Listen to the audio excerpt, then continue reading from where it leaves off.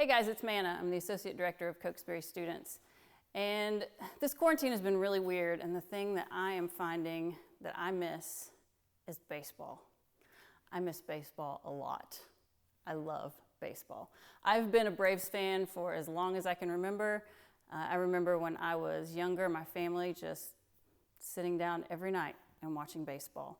And I knew that right around my birthday, the season would start, and I would have about 7 months of games almost every single night.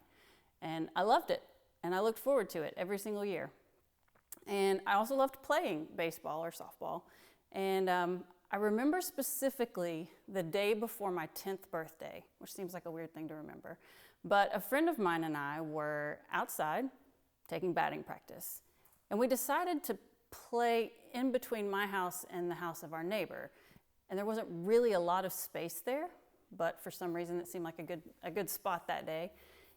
And so I was pitching and she was hitting, and it didn't take long for her to hit the ball straight through our neighbor's window. Not a good day. And the thing I was scared the most of was telling my father that we had broken the neighbor's window. But I knew I had to do it. And so we wrote her a little letter. Hey, this is what we did. Here's our phone number. You know, we will do whatever we need to do to make it right. And our parents were not happy with us, but my dad said, look, don't play there.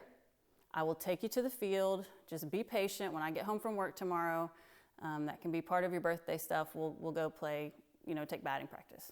Excellent. Sounded like a great plan. So the next day, my 10th birthday, Sarah and I were playing again, and we were like, we could do batting practice in your backyard.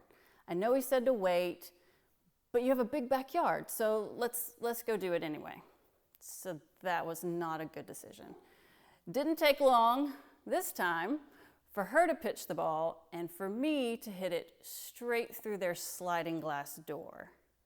We heard her mom scream. Her dad comes running around the side of the house.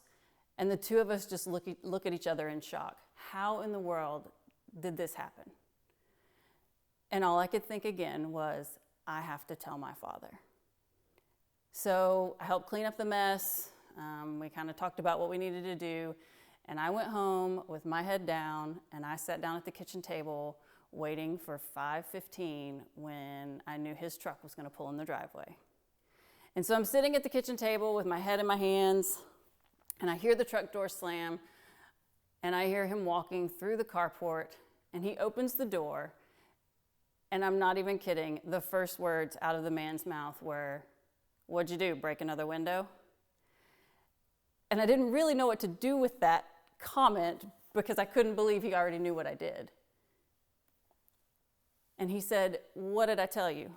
And I said, "You told us not to play in the backyard. You told us to wait so we'd go to the field." He said, "And what did you do?" I said, "I disobeyed you." "And what do you think I should do now?" "I have no idea."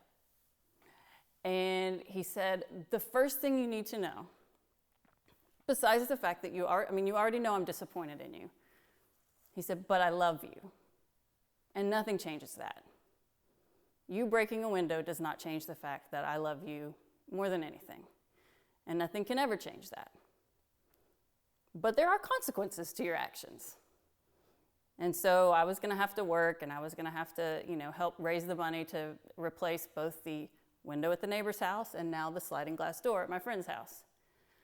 But I remember that day so vividly because, part of me thought my dad is going to absolutely blast me when he comes home because I deliberately disobeyed what he told me to do. But it reminds me that we have a God who does the exact same thing. We mess up all the time, but we have a God who's going to forgive us no matter what. Now, do we need to deliberately disobey? Absolutely not. We need to always try to do what's right. But he's going to forgive us. And it reminds me of the story in the Bible of Jonah that you guys have heard, Jonah and the whale, he gets swallowed by a fish. But why did he get swallowed by a fish? God told Jonah, go to the land of Nineveh and tell them that they are really screwing up and they need to turn their lives around. And Jonah basically says, yeah, no, I'm going to go the other direction. Forget going there where you're telling me to go. I'm gonna go over here. And so he gets on a boat, and this horrible storm comes, and the sailors on the boat are like, what is going on? And Jonah says, okay, I screwed up, throw me overboard, and the storm will stop, which is actually what happened. But God had arranged for this giant fish to swallow Jonah. Sounds very strange, but that's what happened. And so for 3 days and 3 nights, Jonah is in the belly of this whale, and he asks God for forgiveness. He says, I know I messed up. Please forgive me, and I will go do what you asked me to do. And so that's what happens. Jonah comes out of the whale, he goes to Nineveh, he does exactly what God asked him to do. Because God is a forgiving and loving God. But there are still consequences. So today, just think about what are the things that you need to do.